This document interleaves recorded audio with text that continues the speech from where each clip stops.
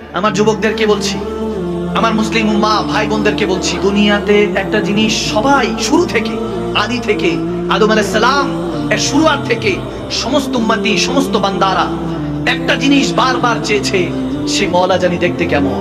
সুবহানাল্লাহ। এই একটা তালাশ সবার মধ্যে, তালাশটা প্রত্যেকের হৃদয়ের মধ্যে সব সময় গ্রাস করে, বসবাস করে। চিন্তার মধ্যে মুসলিম উম্মাহ যত এই পর্যন্ত এসেছে, কোটি কোটি মুসলিম উম্মাহ, সমস্ত নবীদের উম্মত, একটাই উদ্দেশ্য, একটাই চাওয়া পাওয়া ছিল, যার কারণে যে দেখে নাই সে মূর্তি বানিয়েছে, পূজা করেছে, কোন না কোনো অবয়ব দিয়েছে, নবী রাসূলদের অবয়ব দিয়েছে। আমরা হাদিসে কোরআনে পেয়েছি মুসা আলাইহিস সালামের উম্মতরাও মুসা আলাইহিস সালামের আকৃতিতে একটা স্ট্যাচু, মূর্তি বানিয়ে পূজা করার চেষ্টা করেছে। এভাবে রব্বুল ইজ্জতকে খুঁজেছে। যেই নবী আল্লাহ তাবারক ওয়া তাআলা দ্বীনের দাওয়াত দিয়েছেন, সেই নবীকেও জিজ্ঞেস করেছেন, আপনি যদি দেখে থাকেন আমাদেরকেও দেখান। ঠিক কি না? তেনাকে দেখতে মন চায় না? আওয়াজ দেনা চায় না? কে তিনি? যিনি চোখ দেখার আগে দেখছে, বলার আগেই শুনছে, কান শুনছে, জুবান বলছে, হাত বলার আগেই চলছে, পা চলার আগেই চলছে, হুকুমও দেওয়া লাগছে না, ব্রেন থেকে যেটা আদেশ পাচ্ছে, যে সেমটা সেভাবে শুনছে। কে ভাবে নিখুঁত কারিগর আমাদেরকে বানিয়েছে। শুরু থেকে এ পর্যন্ত সমস্ত নবী রাসূল দেখতে চেয়েছেন, এমনকি মুসা কালিমুল্লাহ তুর পাহাড়ে গিয়েও রব্বি আরনি বলে কেঁদেছেন, 9 বার কেঁদেছেন। রব্বুল আলামিন বলেছেন, লান তারানি মুসা তুমি দেখতে পারবা না, কখনো দেখা সম্ভব নয়। সবাই চেয়েছেন সে রব্বুল আলামিনকে একটা বার দেখার জন্য, শুধু একমাত্র মুসা আলাইহিস সালাম সাহস করেছিলেন। কিন্তু আমার নবী যখন উম্মে হানির ঘরে ঘুমিয়ে ছিলেন, আমার নবীকে দাওয়াত দিয়ে রব্বুল আলামিন মেরাজ রজনীতে নিয়েছেন। সুবহানাল্লাযী আসরা বিআবদিহি। রব্বুল আলামিন নিজে বলছেন, সুবহানাল্লাহ, আমি আল্লাহর শান কত মহান দেখো, আমি আমার প্রিয় বান্দা আমার নবীকে মেরাজ রজনীতে গমন করিয়েছি। সুবহানাল্লাহ। আমার নবী দেখেন, নুকতা মেরাজ রজনীর যেহেতু আলোচনা, একটু আমি ওইদিকে নুকতা দিয়ে বলে আমি তারপরে শেষ করব। হুজুর নামাজে মনোযোগ আসে না, ইবাদতে মনোযোগ আসে না, অনেক অসংখ্য মেসেজেস ফেসবুকের মধ্যে, হোয়াটসঅ্যাপের মধ্যে আমার অসংখ্য এসএমএস, একটা জিনিস আসে, হুজুর ভালো হইতে চাই কিন্তু সুযোগ পাচ্ছি না। আজকে নিয়ত করি যে ভালো হয়ে যাব, ইবাদত করব, বান্দেগি করব, খারাপ কাজ থেকে বিরত থাকবো, সমস্ত কিছু শুনেছি কোরআন সুন্নাহর আলোকে। ইন্না সলাতা তানহা আনিল ফাহশাই ওয়াল মুনকার, কোরআনে হাদিসে এসেছে যে নিশ্চয়ই নামাজই খারাপ কাজ থেকে বান্দাকে হেফাজত করে। সমস্ত কিছু শুনেছি, নিয়ত করি কিন্তু নিয়তের মধ্যে বরকত পাচ্ছি না। এরকম হয় কি হয় না? যুবকদের একটা চিন্তা আসে, উলামায়ে কেরামদের ওয়াজ নসিহত শোনার পরে, যা আগামী কালকে থেকে ভালো হয়ে যাবে, আগামী কালকে থেকে ভালো। ওই আগামী কাল কি আসে না, ওই আগামীকালই আসে না। নিয়ত করতে থাকে কিন্তু যুবক চিন্তা করে, হুজুর ভালো করে চলবো, মা বাবা খেদমত করব, সমাজের রীতি রেওয়াজ মেনে চলবো, ইসলামের পথে চলবো, কোরআন সুন্নাহ মেনে চলবো, সবকিছু বলতে থাকে কিন্তু সমস্যা হলো নিয়ত করে যে আগামীকালকে থেকে, ওই আগামীকাল আর আসে না। ঠিক কি না? আগামীকাল যাতে আজ হয়ে যায় চেষ্টা করবো, এই জন্য মনোযোগ দিয়ে শোনার জন্য। আমার নবী যখন মেরাজ রজনীতে গেলেন, আওয়াদানা কাবা কাউসানি, মদিনাওয়ালা যখন আল্লাহর সামনে হলেন, রব্বুল আলামিন বললেন, ওগো রাহমাতুল আলামিন, দুনিয়া থেকে আসছেন, কিছু একটা দেন। আমরা যদি কারো বাসায় বেড়াতে যাই, কিছু গিফট হাদিয়া তো নিয়ে যাই, আওয়াজ দিতে হবে, এই যুবকরা আওয়াজ দিতে হবে, ঠিক না? কিছু না কিছু নিয়ে যাই, ফল ফ্রুটস নিয়ে যাই, কোনো গিফট নিয়ে যাই, খালি হাতে যাই না। আমার নবী যখন আল্লাহর মেহমান হয়ে গেলেন, আল্লাহ চাইলেন নবীর কাছে, নবীজি বললেন, ইয়া রাব্বুল আলামিন, পরওয়ারদিগারে আলাম, সমস্ত কিছুর মালিক তো আপনি মালিক, আপনার দুনিয়া থেকে আপনাকে কি দিব? কিন্তু রাব্বুল আলামিন বললেন, ওগো হাবিব, না, কিছু একটা দিতে হবে, যেহেতু আসছেন মেহমান হয়ে, কিছু না কিছু একটা দিতে হবে। যখন রাব্বুল আলামিন রাহমাতুল লিল আলামিনের কাছে চাইছেন, তিনি চাইছেন, যখন এরকম মুহূর্ত চলতেছে, রব্বুল আলামিনের কথা শুনে রাহমাতুল লিল আলামিন বলেন, ঠিক আছে আল্লাহ, তুমি চাইছো নিরালা, আমি নবী মুস্তাফাও দিব নিরালা। এমন জিনিস দিব যা পূর্বে তোমাকে কেউ দেয় নাই, কেউ কখনো দেয় নাই। রব্বুল আলামিন বলতেছেন, তাড়াতাড়ি দেন, কি দিবেন? আমার নবী আত্তাহিয়াতু লিল্লাহি ওয়াস সালাওয়াত, একটা রব্বুল আলামিনকে সিজদা দিলেন। সুবহানাল্লাহ।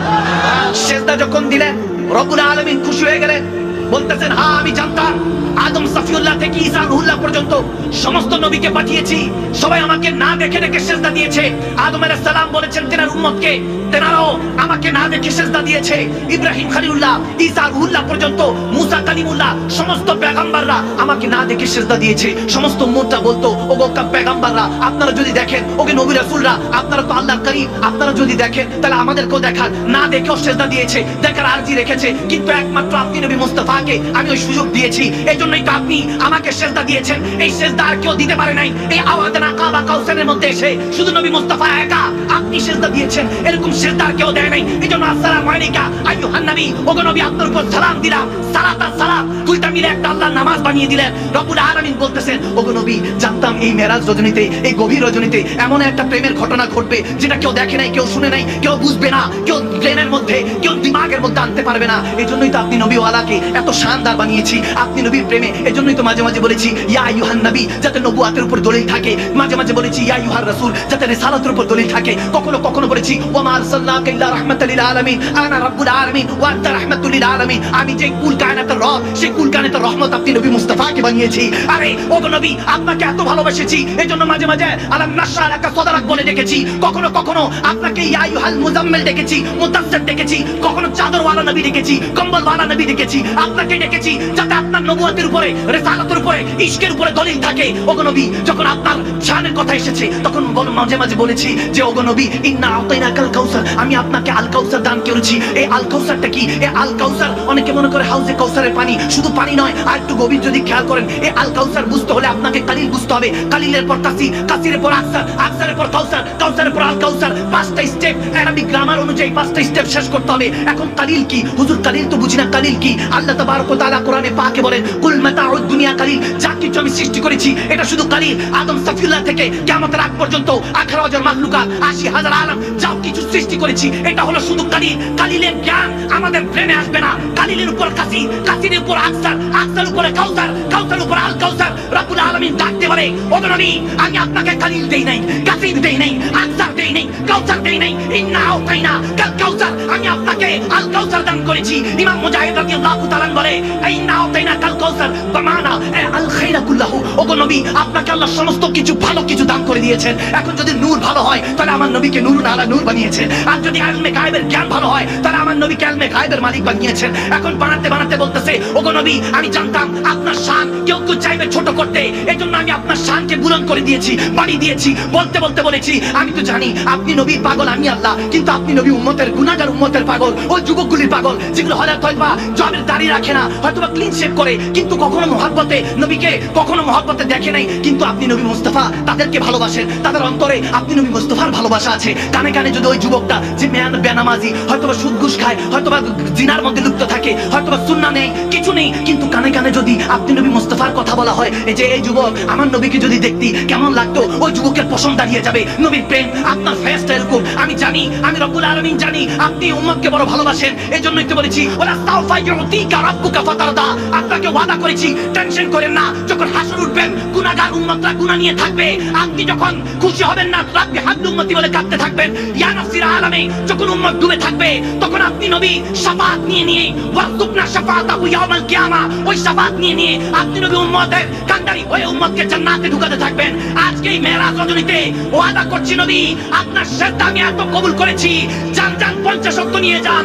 ওলামায়ে কেরামরা বলে ওই 50 ওয়াক্ত কমতে কমতে 5 ওয়াক্ত হয়েছে, 5 ওয়াক্ত পড়লে 50 ওয়াক্ত সওয়াব। আমি মাকদুম সামাদানি সাহেব এটা বলি না না, 50 ওয়াক্ত সওয়াব না, 5 ওয়াক্ত নামাজ ধরো। আওয়াজে না কাবা কাউসারে রাহমাতুল লিল আলামিন, রব্বুল আলামিনকে যে শ্রদ্ধা দিয়েছেন পর্দা উঠে গিয়েছে। রাহমাতুল লিল আলামিন রব্বুল আলামিনকে দেখেছে। যুবক সেই নামাজ যদি আঁকড়ে ধরো, ইন্নাস সালাতা তানহা আনিল ফাহশাই ওয়াল মুনকার, তোমাকে নামাজ শুধু খারাপ কাজ থেকে বিরত দিবে না, তোমাকে ওই নামাজ স্বয়ং মেরাজ দিয়ে দিবে। সুবহানাল্লাহ। নারে রিসালাত ইয়া রাসূলুল্লাহ, আহলে সুন্নাত ওয়াল জামাত জিন্দাবাদ জিন্দাবাদ, জালালিয়া দরবার শরীফ জিন্দাবাদ জিন্দাবাদ, জালালিয়া শাহীনিয়া দরবার শরীফ জিন্দাবাদ জিন্দাবাদ, আওলাদ রাসূল সাইয়্যিদ মাকদুম শাহ মাদানী হুজুর কিবলা জিন্দাবাদ জিন্দাবাদ।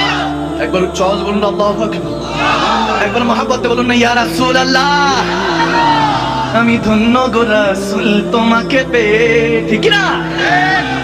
আমি আরো বেশি ধন্য তোমার উম্মত হয়ে। ইয়া রাসূলুল্লাহ ইয়া হাবিবাল্লাহ, বলো ইয়া রাসূলুল্লাহ ইয়া হাবিবাল্লাহ। আমি ধন্য গো রাসূল তোমাকে পেয়ে, মোরা ধন্য গো রাসূল তোমাকে পেয়ে। ও আমি আরো বেশি ধন্য তোমার উম্মত হয়ে, আরো বেশি ধন্য তোমার উম্মত হয়ে। ইয়া রাসূলুল্লাহ ইয়া হাবিবাল্লাহ, জোরে ইয়া রাসূলুল্লাহ আমি মরতে চাই তোমার প্রেমিক হয়ে, আমি মরতে চাই তোমার প্রেমিক হয়ে, আমি বাঁচতে চাই তোমার উম্মত হয়ে, ইয়া রাসূলুল্লাহ জয় ইয়া হাবিবাল্লাহ ইয়া রাসূলুল্লাহ ইয়া হাবিবাল্লাহ। হযরত সালেবা রাদিয়াল্লাহু তাআলা আমার নবীর যুবক সাহাবাই, যুবক আপনাদেরকে বলছি এই যৌবনটাকে কাজে লাগান। যখন আমার নবী আশিক সাহাবা হযরত সালেবা রাদিয়াল্লাহু তাআলা নবীজির কাছে আসছেন, নবীজি একটা কাজে পাঠিয়েছে, যাও সালেবা ওই কাজটা করে আসো। হাদিস শরীফ বলছি, গভীর খেয়াল। চিন্তা করছেন যে হুজুর হেদায়েতটা কোথায় লুকাইতো? এমন হতে পারে কোনো না কোনো হাদিস, কোনো না কোনো কোরআনের আয়াতের মধ্যে আপনার হেদায়েতটা লুকাইতো, ঠিক কি না? হযরত সালেবা কাজের জন্য চলে গেলেন। এমন অবস্থা দেখা গেল এক খাতুনকে, এক মেয়েকে দেখলেন বেপরদা। একবার দেখার পর চোখ হেফাজত করলেন, আবার চোখ চলে গিয়েছে। সাথে সাথে খৌফিল আল্লাহ, আল্লাহর ভয়টা তার মধ্যে কেঁপে উঠলো, কাজ করে উঠলো। চিন্তা করলো আমার নবীর কাছে কি মুখ দেখাবো? আমি নবীর সাহাবা, শ্রেষ্ঠ সাহাবা, উম্মতি হওয়া সত্ত্বেও এই গুনার মধ্যে ঢুকে গিয়েছি। শয়তানের ওয়াসওয়াসায় পড়ে যখন তিনি দুইবার খাতুনকে দেখেছেন, শুধু চেহারা দেখেছেন, অন্য কিছু নয়, চেহারা দেখার কারণে লজ্জায় ভয়ে তিনি পাহাড়ের চটিতে চলে গেলেন। 40 দিন ধরে ওইখানে কান্নাকাটি করছেন। আমার নবী তো জানে। হঠাৎ করে হযরত আলী আর সালমান ফার্সিকে পাঠালেন, যাও আমার সালেবাকে ডেকে আনো, বলো সমস্যা নাই, তার কান্নাকাটি কি আল্লাহ কবুল করেছেন, তাকে ক্ষমা করে দিয়েছেন। সুবহানাল্লাহ। 40 দিন, 40 days is crying, lot of crying, অনেক কান্না করেছেন। কান্না করতে করতে শেষ হয়ে গেছে। হযরত আলী সালমান ফার্সিকে যখন নিয়ে ওই পাহাড়ের চটিতে গেলেন, হযরত সালেবা রাদিয়াল্লাহু তাআলা ছোট্ট যুবক হযরত আলীকে দেখে বলতেছেন, ইয়া আলী, আমার উপর কি, আমার জন্য কি কোনো আয়াতে কারিমা নাযিল হয়েছে? মনে হয় রব্বুল আলামিন জানিয়ে দিয়েছে যে আমি হয়তোবা জাহান্নামী হয়ে গেছি, নাউজুবিল্লাহ। যখন তিনি কান্না করছেন, হযরত আলী বলতেছেন, কি হয়েছে জানি না, তবে নবীজি ডেকেছে, তোমাকে যেতে হবে। সুবহানাল্লাহ, যেতে হবে। হযরত সালেবা কান্না করতে করতে গেলেন। নবীজি তখন নামাজ পড়াচ্ছেন, মাগরিবের নামাজ যখন চলছে, সালেবা পিছন দিক থেকে গিয়ে চোখের পানি ছেড়ে নামাজ পড়ছে, কাঁদছে। নবীজি সালাম ফিরালেই কি জানি বলে ভয়ে কাঁপতে কাঁপতে একটা পর্যায়ে যখন নবীজি সিজদায় যাচ্ছেন, কাঁদতে তিনি এমন অবস্থা হয়েছেন যে ওই সিজদার মধ্যেই তিনি সেন্সলেস হয়ে গেলেন, হুঁশ হারিয়ে ফেললেন। হুঁশ হারানোর পরে তেনাকে ধরাধরি করে সাহাবারা ঘরে নিয়ে গেলেন। এমন অবস্থা দেখলো যে 40 দিন তিনি না খেয়ে থাকতে ভয়ে, আল্লাহর ভয়ে, যে মাত্র একটা বেগানা নারীকে শুধু দেখেছে, দেখার ভয়ে তেনার জান তেনার থেকে পারবাজ করতে চাচ্ছে, রূহ পারবাজ করতে চাচ্ছে। যখন তেনার ভয়, আল্লাহর ভয়টা তার মধ্যে এমন ভাবে কাজ করা শুরু করলো, সে সাহাবাদের আকীদা শিখুক, দেখবেন আল্লাহকে ভয় করুন। একটা জিনিস আল্লাহর ভয়টা ভিতরে যদি ঢুকায় নিতে পারে, কুল কায়নাত আপনার গোলামির মধ্যে থাকবে। ফাত্তাকুল্লাহ মাস্তাতাতু। আপনি রূহ দিয়ে জিসম দিয়ে আল্লাহকে ভয় করেন। রূহ দিয়ে জিসম দিয়ে ভয় করার কথা বলা হয়েছে। আমরা দেদারসে গুনাহ করি, আমাদের গুনাহর কোনো সীমাবদ্ধ নাই। পিছনে যত কিছু স্টেপগুলি ফেলে এসেছি, সময়গুলি ফেলে এসেছি, যদি পিছন দিকে একবার স্মরণ করে দেখবো গুনাহ এই চেহারা কিভাবে নবীকে দেখাবো। আল্লাহ মালুম, আমার জানা নেই। আমি তো ভয় কাঁপতে থাকি যে যদি কবরে চলে যায়, যদি দয়াল নবী বলে লা আদরি, চিনি না, গুনাহগার বান্দা হিসেবে যদি আমাকে আখ্যায়িত করে, তাহলে আমার কি আসর হবে, ভাবতে থাকি। হযরত সালেবা রাদিয়াল্লাহু তাআলা মৃত্যু শয্যায় অসুস্থ, আমার নবী দেখতে গেলেন।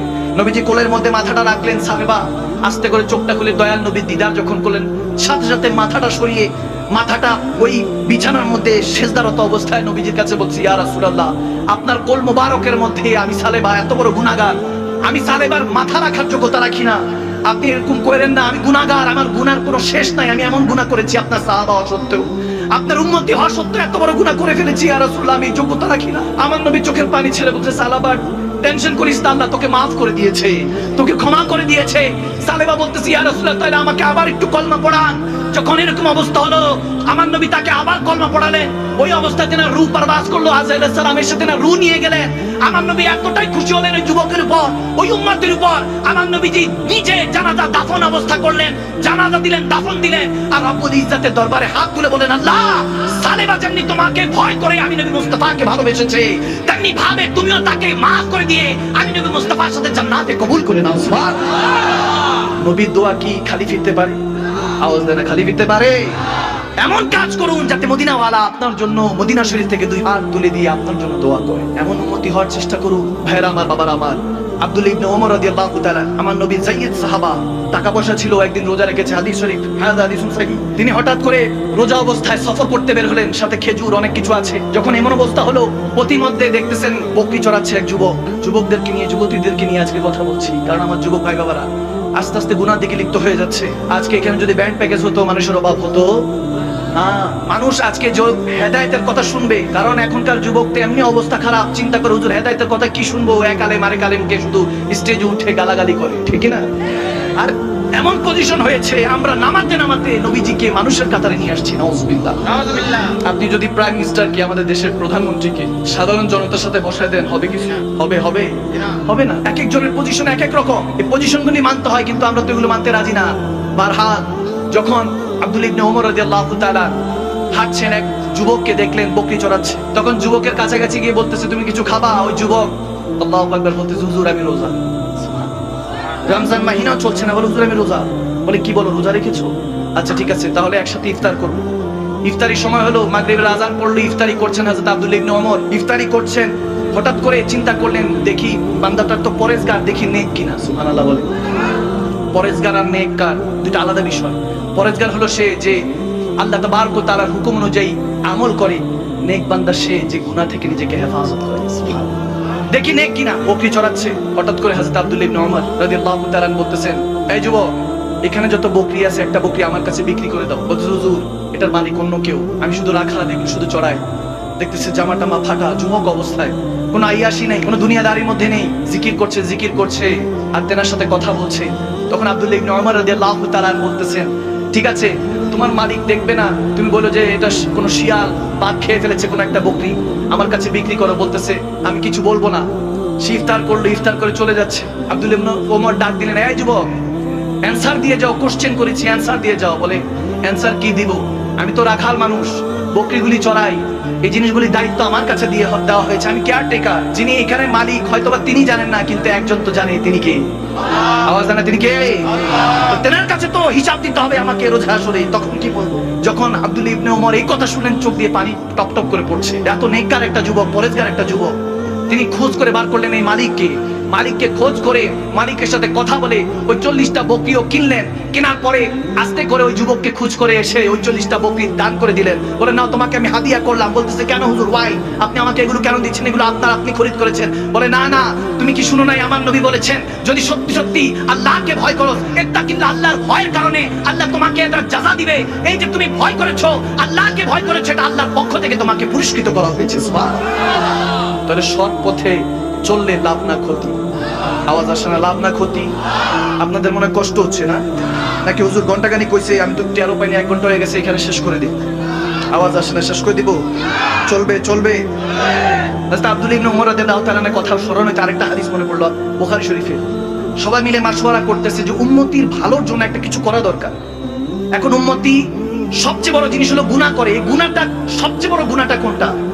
একজন হযরত আব্দুল ইবনে ওমরের কাছে জিজ্ঞেস করার পরে বলতেছে, আপনি তো যায়েদ সাহাবা, আপনি বলেন, আপনি তো নবীজির সাথে থেকেছেন, আপনি বলেন সবচেয়ে বড় গুনাহটা কি? তখন তিনি বললেন যে শারাব, মদ পান করা। এই শারাব যখন, মদ যখন বান্দা পান করে, তখনই সে প্রথম গুনার মধ্যে লিপ্ত হয়ে যায়। নাউজুবিল্লাহ। এই শারাব পান করার সাথে সাথে তার মস্তিষ্ক বিকৃত হয়ে যায়, গুনার মধ্যে ডুবে যায়। এখনকার যুবকরা তো এমনি, যে অবস্থা, 31st নাইট, নিউ ইয়ার, 14 ফেব্রুয়ারি, কত কিছু আছে, একটা উপলক্ষ পাইলেই তো হইছে, চল সিফাই যাই। আওয়াজ দেন না। কোন রকম এক বন্ধু দেখেন, আপনি যার সাথে চলাফেরা করবেন আপনার তাবিয়তটা তার মতো হবে। আপনি যদি আল্লাহওয়ালার সাথে চলেন তাহলে আপনার নামাজের খেয়াল আসবে, রোজা রাখার খেয়াল আসবে। যদি চলাফেরা ওরকমের সাথে করেন তাহলে আপনার জেনার খেয়াল আসবে, গুনার খেয়াল আসবে, ঠিক না? চলাফেরা কার সাথে আপনার এটা বুঝতে হবে, কাকে মহব্বত করেন, কাকে ফলো করেন, এটা বুঝতে হবে। যদি ফলো করেন রোনালদো, যদি ফলো করেন মেসি, যদি ফলো করেন নেইমার, তখন দেখবেন আমাকে তো প্রায় সময় দেখি যুবকরা এখান থেকে কি জানি লাগাইছে, এইদিকে কি, এখানে কানেক্ট, আমি এগুলো কি বলো, স্টাইল। আমি স্টাইল কেমনে তোমার মাইয়া বানাই দিছে, এটা কিসের স্টাইল? কানে দুল কারা পরে, মেয়েরা পরে, নাউজুবিল্লাহ, তোমাকে হাফ লেডিস বানাই দিলে তুমি বলছো স্টাইল। আমাদের ব্রেনটা এখন জ্ঞান শূন্য করে দিচ্ছে। এগুলো সব ইহুদিরা সারাদের ষড়যন্ত্র। ভাইরা আমার, বাবারা আমার, এই শারাব দিয়ে গুনাহ শুরু হয়, তখন বলতেছে তাহলে তো এটার উপর কাজ করতে হবে। বলে এটা আমার কথা না, এটা আমার দয়াল নবীর কথা। সুবহানাল্লাহ বলে। ওই নবীজি একদিন হঠাৎ করে বলতেছে বনি ইসরাইলের এক যুবকের কথা, বলতেছে ওই যুবক খুব সুন্দর ছিল। এক নারী সেই যুবকের দিকে দৃষ্টিপাত হলো। শুনেন, শুধু যুবকদের উদ্দেশ্যে বলছি তা নয়, মা বোনদের উদ্দেশ্যে বলছি, যাদের বোন আছে, ঘরের মধ্যে বোন আছে, স্ত্রী আছে, তিনাদেরকে শোনাবেন, বুঝাবেন, তাদের সাথে কমিউনিকেশন করবেন, কথা বলবেন, কনসাল্ট করবেন, কোরআন সুন্নাহর কথাগুলি শোনাবেন, বিভিন্ন স্কলারদের, ইসলামিক স্কলারদের বক্তব্যগুলি শোনাবেন। শুধু নিজে ভালো হলে হবে না, পরিবারকেও ভালো করতে হবে, ঠিক না? মা বোনদেরকে হেফাজত করতে হবে, পর্দা নিশীন করতে হবে। শুধুই আমরা নিজে নামাজ পড়লাম, মা বোন বেপরদা ঘুরতেছে, এগুলো করলে হবে না। আপনার বোনটাকে হেফাজত করতে হবে। ওই নারী যখন ওই যুবকের দিকে নজর পড়লো, ওই যুবক তো ইগনোর করছে, হঠাৎ করে ওই নারী একটা কারসাজি করে তাকে দাওয়াত দিল। দাওয়াত দিয়ে এনে একটা, দুইটা, তিনটা, চারটা, পাঁচটা, ছয়টা, সাতটা দরজা পার করে একটা রুমে গেল। গিয়ে দেখো ওখানে আরেকটা যুবক বাধা, ওখানে শরাব রাখা। ওই নারীর কাছাকাছি গিয়ে যুবক বলতেছে, আপনি আমাকে এখানে কিভাবে আনলেন? আমি তো অন্য কাজে আসছি। যখন ওই নারী বলতেছে আমার সাথে খারাপ কাজ করো, জিনা করো, নাউজুবিল্লাহ, যখন খারাপ কাজের উদ্দেশ্য তাকে প্ররোচনা দিচ্ছে, এখন ওই যুবক বলতেছে, না, আমি জিসম দিয়ে রূহ দিয়ে আল্লাহকে ভয় করি। সুবহানাল্লাহ বলে, আমি এগুলোর মধ্যে থাকবো না, আমি করবো না গুনাহ। বলে তোমাকে করতে হবে, তুমি যদি না করো আমি চিৎকার চেঁচামেচি করবো। এমনি তো নারীরা যদি কিছু একটা করে, পুরুষ মানুষ তো এমন ঘরে ঘরে নির্যাতিত। মা বোনরা ছোট করছি না, আমি এমনও বলি যে নারী দুই প্রকার। নারী কয় প্রকার? দুই প্রকার, একটা সরল আর একটা বোকা। সরল যারা, তারা আল্লাহ রাসূলের প্রেমিক, কিভাবে দুনিয়া চলতে হয় আল্লাহ রাসূলের হুকুমে সেটা জানে। আর বোকা যারা, তারা দুনিয়াদার, মেকআপ করে, পার্লারে যায়, রূপ লাভ করে। আছে কি নাই? আপনাদের কুমিল্লার মধ্যে তো একটা এরকম নিউজ শুনছি, বিয়ের দিন দেখছে একরকম বউ, বিয়ের পরের দিন তো চিনেই না জামাই, গিয়ে বলে পার্লার ভাঙা দিয়ে আসছে। এখন হলো এরকম, এমন অবস্থা করে, আপনি এই স্কিনটা আল্লাহ তাবারক ওয়া তাআলা যতটুকু সুন্দর, যতটুকু দিয়ে পাঠিয়েছে, ঠিক না? ঠিক না? বাড়তি কেন করবেন? আমাদের পুরুষদের তো আমরা জীবনে এগুলো ধরি না, ঠিক না? যেমনটা আছে তেমনটাই তো। আল্লাহর কুদরতে হাত দিবেন, দেখবেন নষ্ট হতে থাকবে। আওয়াজ দেন না, ঠিক না? বিভিন্ন মেকআপ করবেন, তখন আপনার স্কিন ক্যান্সারও হতে পারে, নাউজুবিল্লাহ। আল্লাহর কুদরতে পানি নেন, পানি নিয়ে দুরূদ পড়েন, ফু দেন, মুখের মধ্যে লাগান, দেখবেন চেহারাটা নূর বানিয়ে দিবেন আল্লাহ, ঠিক না? ভাইরা আমার, বাবা আমার, নারী যখন প্ররোচনা দিচ্ছে তখন সে শুনছে না, তখন সে বলছে আমি তোমার কথা শুনবো না। এখন ওই নারী তখন প্রেশারাইজ করছে, আমি কিন্তু চিৎকার চেঁচামেচি করবো, তখন কিন্তু মাইর দিবে লোকজন এসে, তোমাকে আমার সাথে জিনা করতে হবে, খারাপ কাজ করতে হবে, নাউজুবিল্লাহ। যখন অফার দিচ্ছে, সে মানছে না, বলে তাহলে ঠিক আছে এই যুবককে হত্যা করো। বলে না, আমি হত্যা করবো না, হত্যা করা মহাপাপ। বলে তাহলে তুমি শরাব পান করো। বলে না, আমি শরাবও পান করবো না, এটা হারাম করা হয়েছে। তখন বলা হচ্ছে যে না, আমি কোনো কিছুই করবো না, কোনো কাজ করবো না। তখন বলে একটা তো করতে হবে, যে কোনো একটা করতে হবে। সে নিরুপায় হয়ে চিন্তা করলো, এক কাজ করি, শুধু শরাবটা, মদটা পান করি, আর অন্য কিছু করবো না। যখন মদ পান করলো, এক গ্লাস খাওয়ার পরে আরেকটু খাইতে মন চাইলো, আরেক গ্লাস খেলো, 2 গ্লাস 3 গ্লাস, এরকম করে 3-4 বোতল সব যখন শেষ, ব্রেন তখন কন্ট্রোলের বাইরে, জেনার দিকে খেয়াল গেল। ওই নারীর দিকে যখন সে ধাওয়া দিবে, যখন নারীকে যখন নাউজুবিল্লাহ জেনার মধ্যে লিপ্ত হবে, তখন ওই নারী বলতেছে আমার সাথে তুমি সম্পর্ক করতে হলে আগে তাকে, এই যুবককে মারতে হবে। তখন ওই যুবককে সে হত্যা করলো ওই নারীর সাথে। দেখা গেল ওই অবস্থার মধ্যে এমন অবস্থা হলো, সে জেনাও করলো, হত্যাও করলো, শরাবও পান করলো। যেই নেককার বান্দাটা, নেককার যুবকটা ফিনারে জাহান্নামে খালিদিনা, চিরস্থায়ী জাহান্নামী হলো, নাউজুবিল্লাহ। আমার নবীর হাদিস যে তুমি মদ ছাড়তে হবে, শরাব ছাড়তে হবে। এখন যুবকরা দেখা যায় এগুলো নরমাল মনে করে, যে আমি একটু খাইলাম, জাস্ট চিল, অন্য কিছু না, এমনি একটু মজার জন্য খাইলাম। যুবক এরকম আছে না? সমাজে আছে না? তাদের সাথে বন্ধুত্ব হবে? ওটা বন্ধু না শত্রু? আওয়াজ দেন, বন্ধু না শত্রু? দেখেন, এই দুনিয়াতে দুজন ফেরেশতা এখনো উল্টা ঝুলতেছে। তার নাম কোরআনে পাকে এসেছে হারুত মারুত। ওই দুজনের নাম কি? হারুত মারুত। এই দুজনে এখনো উল্টা লটকায় আছে, কিয়ামত পর্যন্ত লটকায় থাকবে। এরা বলতেছিল আল্লাহর কাছে, কোরআনে এসেছে, আল্লাহর কাছে বলতেছে, আল্লাহ, ইনসান বনি ইনসান বড় গুনাহ করে, আমরা যদি মানুষ হতাম জীবনে গুনাহ করতাম না। আল্লাহ বলতেছে আচ্ছা ঠিক আছে, যাও, তোমাকে ইনসানি সুরত দেওয়া হলো, শাকল দেওয়া হলো, যাও। তারা বলতেছে আল্লাহ দেখেন আমরা কখনো গুনাহ করব না। বলে ঠিক আছে, গুনাহ করো না, কিন্তু 3টা জিনিস বললাম, এই 3টার মধ্যে লিপ্ত হলে তোমাকে আর কেউ বাঁচাতে পারবে না। 3টা জিনিসের মধ্যে লিপ্ত হলে তোমাকে আর কেউ বাঁচাতে পারবে না, তখন তওবার রাস্তা খোলা থাকবে না। তো কোরআনে পাক এরকম এসেছে, আমি খুব সংক্ষেপে বলতেছি, গভীর খেয়াল। হারুত মারুতকে যখন দুনিয়াতে পাঠানো হলো, আল্লাহ তাবারক ওয়া তাআলা 3টা শর্ত দিল, জিনা করবা না, মানুষকে অন্যায়ভাবে হত্যা করবা না, এবং শরাব পান করবা না। এই 3টা থেকে নিজেকে হেফাজত করবা, তাহলে তুমি হেফাজতে থাকবা। দেখেন, এই জিনিসগুলি কিন্তু আমাদের জন্য মেসেজ, কোরআন থেকে মেসেজ, যাতে আমরা গুনাহ থেকে নিজেকে হেফাজত করতে পারি। এই মেসেজ 3টাই আজকে নিয়ে যান আপনাদের জন্য। আজকে 3টা মেসেজই যায় না। বেশি কোরআন শোনার আলোচনা করলে আপনাদের মাথার মধ্যে থাকবে না। অল্প কথা বলবো, অল্পটা থাকবে, অতটুকু আমল করলে বরকত দিবে কে? আওয়াজ দেন কে? আল্লাহ। তারা আসলেন, এক নারীকে দেখলেন, আসক্ত হলেন, নাউজুবিল্লাহ। হারুত মারুত। দেখেন, লোভে পাপ, পাবে মৃত্যু।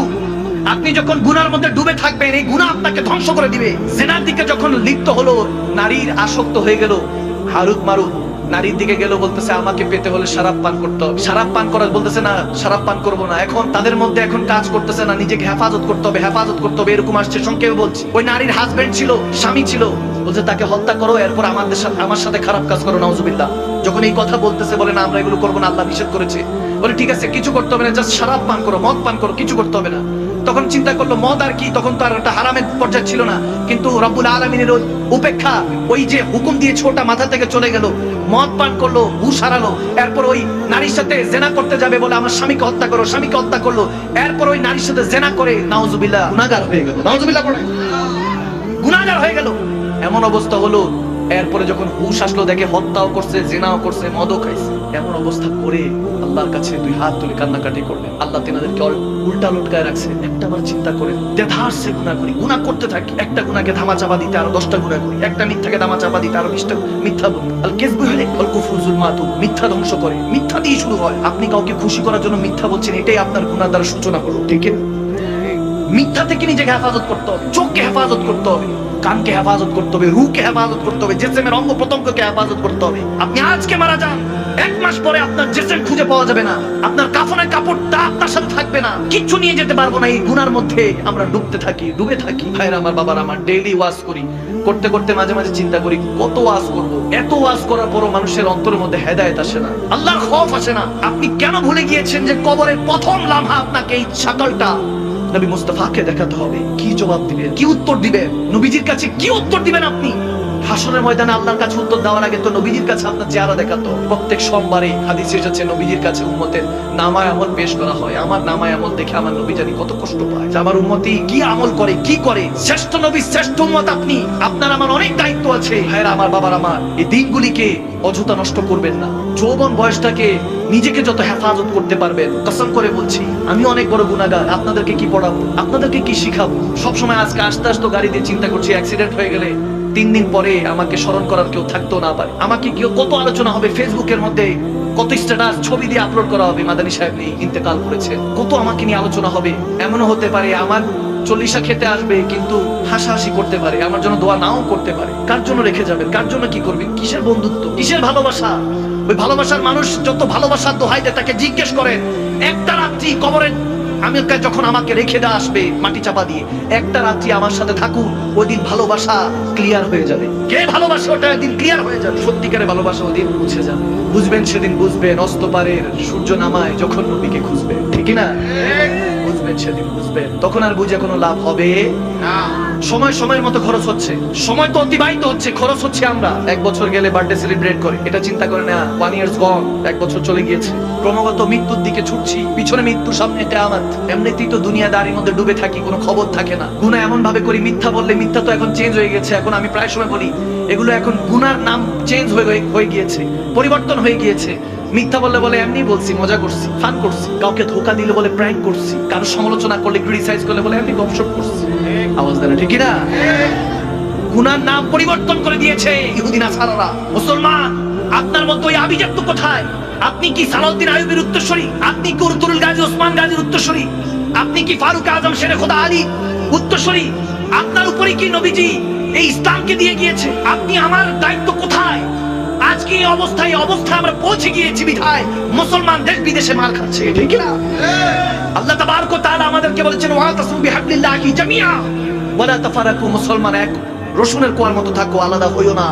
আজকে আলাদা হতে হতে হতে হতে এক মুসলমান আরেক মুসলমানের সমালোচনা, নির্বাচন নিয়ে এক মুসলমান আরেক মুসলমানকে রক্ত ছড়ায়, খেলা নিয়ে রক্ত ছড়ায়, দেশ নিয়ে রক্ত ছড়ায়, এলাকা নিয়ে এলাকার মধ্যে মুসলমানের রক্ত ছড়ায়, ঠিক না? এই আমাদের সেন্স, এই উদারতা, এই ভালোবাসা, এই আপনি আল্লাহ রাসূলের উম্মত বান্দা। এভাবে চললে কখনো দিন কায়েম হবে না। আপনি দুনিয়াতেও ফেল, আখিরাতেও ফেল। দুনিয়ার যে কোনো একটা, আপনি দুনিয়াতে যেমন আমরা টস করলে হেড নয়তো বা টেল, যে কোনো একটা জিনিস সিলেক্ট করি, আপনাকেও বেছে নিতে হবে, হয় দুনিয়া নয়তো বা আখিরাত। আপনি দুইটাই চাচ্ছেন, বোকা ছাড়া আর আপনি কিছু না। যে কোনো একটাকে আপনাকে হাসানা করতে হবে। তবে হ্যাঁ, যদি দিলের দুনিয়াটাকে আপনি আবাদ করতে পারেন, তাহলে রব্বানা আতিনা ফিদ দুনিয়া হাসানা ওয়া ফিল আখিরাতি হাসানা। দুনিয়াটা যদি আল্লাহর রাসূলের প্রেম দিয়ে সাজান, সুন্দর করেন, তাহলে আখিরাতটা সুন্দর করে দিবেন কে? আল্লাহ। ওয়া কিনা আযাবান নার, জাহান্নামের আগুন থেকে নিজের এবং নিজের পরিবারকে হেফাজত করুন। আপনার আমার দায়িত্ব। আপনি আমি চাইলেই দেশটার নকশা চেঞ্জ করতে পারি। একজন ব্যারিস্টার শুধু দেশ নকশা চেঞ্জ করতে পারে না, ইতিহাস পাল্টাতে পারে না। তেনাকে নিয়ে এখন সোশ্যাল মিডিয়াতে কিন্তু চলতেছে, কারণ সাধারণ একজন ব্যারিস্টার থেকে হয়তো একজন পেশাজীবী আইনজীবী থেকে তিনি এখন পার্লামেন্ট মেম্বার, আমরা সবাই তো চিনি, মেম্বার অফ পার্লামেন্ট হয়ে গিয়েছে। তিনি ব্যারিস্টার সুমন সাহেব এখন এমপি মহোদয় হয়ে গিয়েছেন। আমি তেনাকে দেখি আর অবাক হই, তেনার মধ্যে একটা স্পিড আছে। উনি একটা সুন্দর কথা বলেন যে যদি পানি দিয়ে গোসল করেন তাহলে ড্রেস চেঞ্জ হবে, কিন্তু যদি ঘাম দিয়ে গোসল করেন তাহলে ইতিহাস চেঞ্জ হবে। আপনি আমি হয়তো বা আরামে আছি, দেখেন না পাশের ঘরে মানুষটা কিভাবে কষ্টে আছে, ঠান্ডাতে এত ঠান্ডা পড়েছে, তাদের জন্য চিন্তা করুন। খেদমতে খোদা আমির, আপনি খেদমত করুন, খেদমত করতে থাকেন। আর এক প্রস্টিটিউটের কথা, বেশ্যার কথা আমার নবী এরকম ভাবে বলেছেন, সে খারাপ কাজে লিপ্ত থাকতো, হঠাৎ করে একটা বিড়াল মেয়ময় করে কাছে গেলেন, আমার নবী হাদিস বলছি, কাছে গিয়ে ওই বিড়ালকে শুধু পানি দিলেন। বনি ইসরাইলের এক প্রস্টিটিউটের কথা বলছেন, খারাপ মহিলা ছিল, পানি দিলেন। কার নিয়ত কেমন, কার আমল আল্লাহ পছন্দ করেন, ওই পানি বিড়ালকে শুধু পানি খাওয়ানোর কারণে আল্লাহ তাকে জান্নাতি হিসেবে কবুল করে দিয়েছে। আপনি কার ব্যাপারে খারাপ কথা বলছেন? আপনি মনে রাখবেন, একটা আঙ্গুল যদি কারো উপর উঠান যে সে খারাপ, একটা আঙ্গুল তাকে দেখালে মনে রাখবেন 4টা আঙ্গুল আপনার দিকে। আওয়াজ দেয় না? আপনি তখন আপনার নিজেকে প্রকাশ করলেন, আপনার মন মানসিকতা কেমন। আপনি কারো সমালোচনা করলেন না, কাউকে ছোট করলেন না। আপনি করে চলে আসতে পারবেন, যে সহ্য করে, বুঝতে পারবেন যে সহ্য করে, ধৈর্য ধরে। ইন্নাল্লাহা মা'আস সাবিরিন, বুঝবেন ধৈর্যশীলদের সাথেই থাকেন কে। আওয়াজ দেয় না? কে থাকে? যে ধৈর্য ধরলো। কেউ কিছু বলছে চুপ, just shut out mouth, careful listen, চুপ হয়ে যান। খালি কলসি বাজে বেশি একদম ঠিক। যে বলবে বুঝবেন কলসিটা খালি, আর যে চুপ রয়েছে বুঝবেন কলসিটা ভরা। সুবহানাল্লাহ। অল্প বিদ্যা ভয়ঙ্কর। হ্যাঁ, একটা শেষ হাদিস বলি। হযরত মিসকি আলাইহির রহমা অনেক বড় আল্লাহর ওলি ছিলেন বাগদাদের। ওনার জিসম থেকে সব সময় একটা সুঘ্রাণ আসতো, নুরানি ঘ্রাণ। কাছে গেলে মনে হতো মেশকো আম্বরের সুবাস। সুবহানাল্লাহ। জিসম থেকে আসতো, জিসম থেকে ওনার সুবাস আসতো। আমরা কত পারফিউম দেই, তারপর গরমের দিনে যখন ঘামের গন্ধটা বের হয়, নিজের সহধর্মিণীও চিন্তা করে যে কখন বেরোবে, নাকে টিপ দিয়ে ঘর থেকে কখন বেরোবে। ওই ভাইরা বারা কি বলে জানেন? বলে আমার নবীর ঘাম কিসের মোবারক। নাউযুবিল্লাহ। এত আস্তে নাউযুবিল্লাহ। আমার নবীর ঘাম মোবারক। উম্মে সালমা এটাকে বোতলের মধ্যে রাখতেন। আমার নবী বলতেছে কি করে উম্মে সালমা? বলে ইয়া রাসূলুল্লাহ, ঘামটা জমাচ্ছি, নব দুলহান বরকনের মাথার মধ্যে দিলে শুনেছি এরকম অবস্থা, এত ঘ্রাণ, এত মেশকম্বর সুবাস, ওই বরকনের উপরে, মাথার উপরে দিলেই এমন বরকত আসে। আমার নবী বলে ঠিক আছে দিয়ে দিও, দিলে তার 7 প্রজন্ম শুধু ওলি গাউস কুতুব হবে। সুবহানাল্লাহ। সাহাবীরা তোর বান্দায় ওই নবীজির ঘাম